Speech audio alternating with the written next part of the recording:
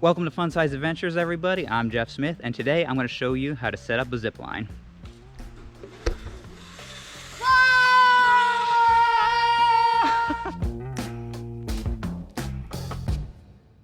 Welcome back, everybody. It's good to see you again. But if you're new here, thanks for joining us today. Fun Size Adventures is our Smith family vlog that's all about getting outside with your kids and going on adventures that are perfectly sized for them to keep your kids active and not sitting in the house all the time. Like I said, today we're going to be setting up this zip line that Ethan got for his birthday, and he's pretty excited about it, as you can see.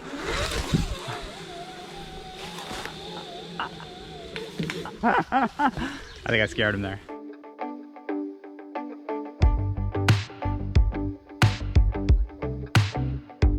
So this zip line we bought off of Amazon.com. The brand is CTSC. I'm not sure what that stands for, but it's their 75-foot long version with the spring brake. And let's show you how we set it up, starting with what comes in the box. All right, you open up the box, and first thing you see is a thank you card. And then below that, you've got the spring brake, and then you have a travel bag, and then the trolley handle, then the seat, and it's rope, and then you have the main wire, and then you have the secondary wire, and then lastly the turnbuckle and the wire clamps. The one thing missing from this kit seems to be instructions. So we're gonna start off at the end of our current course, which is that tree way up there with the orange band around it, and we're gonna come down through here, and we're gonna end at this tree right here. It should take you just past this tree without hitting it. Hopefully. It didn't come with instructions. I've looked up online to find instructions, and it said that you want it to be attached to the trees at either end, 2 feet higher than your average rider, which I'm going by Ethan. So you want 2 feet above their head, and then you want an 8% grade down the line. So how we're gonna have it set up here, it's gonna be about 60 feet. An 8% grade would be 8 feet of vertical drop for every 100 feet. So that's gonna be about a 4 or 5 foot drop, which from what I can guesstimate, that'll be perfect for here. And the goal is going to be that between where the wire's wrapped up and the spring brake at the end, it should put you as where you get off, somewhere right around here, which would be ideal.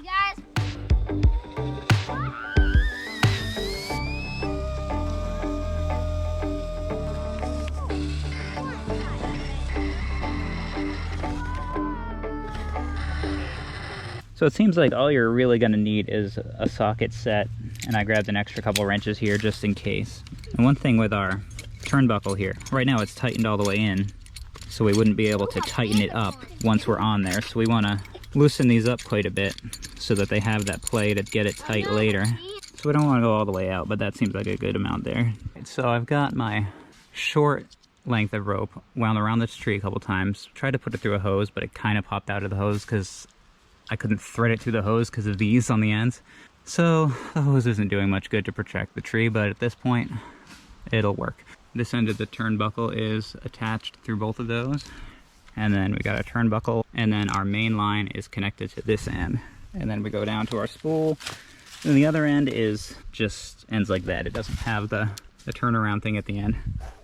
So what we're gonna do is run that down to the other end. So we've got our trolley, our brake, and then our hose threaded through. And now we're gonna loop it around there, like I said, up on this tree.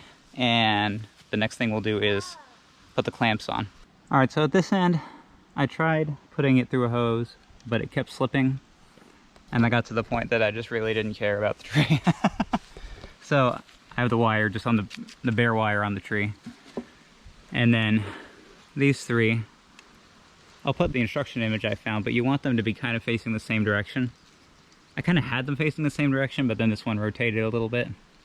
But they're basically the same, so it should be okay. And then we've got our spring and our wire going up there. It's not as tight as I'd like it to be, but I think it's tight enough for the kids.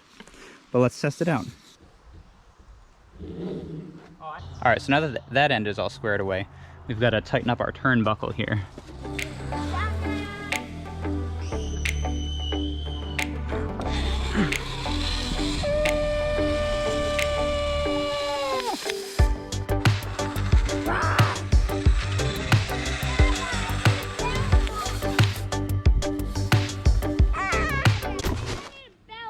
That works out. They're never very far off the ground, so it's pretty safe. And actually getting on's the hardest part. So if they're not able to handle the rest of it, they probably won't be able to get on by themselves, which is kind of like a safety feature. Now this setup, I was able to get it done with one person, but it was tough. I think the instructions call for 2. I definitely recommend 2 if you have an extra set of hands. Pulling the wire tight is the hardest part. So we seem to have set it up in a way that actually works. So if you followed along with us, you should be safe as well.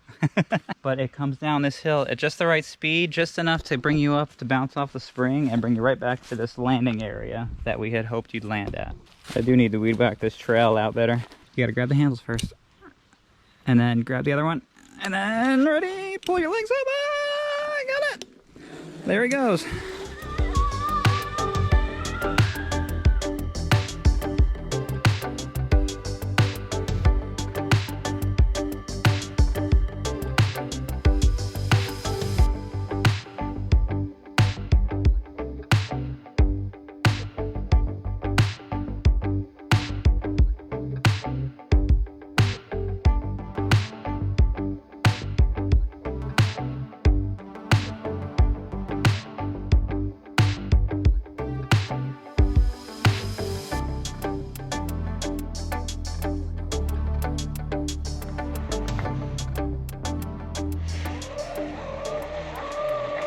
So now we have the monkey bar ninja course leading into the slack line in between those trees, leading into the zip line.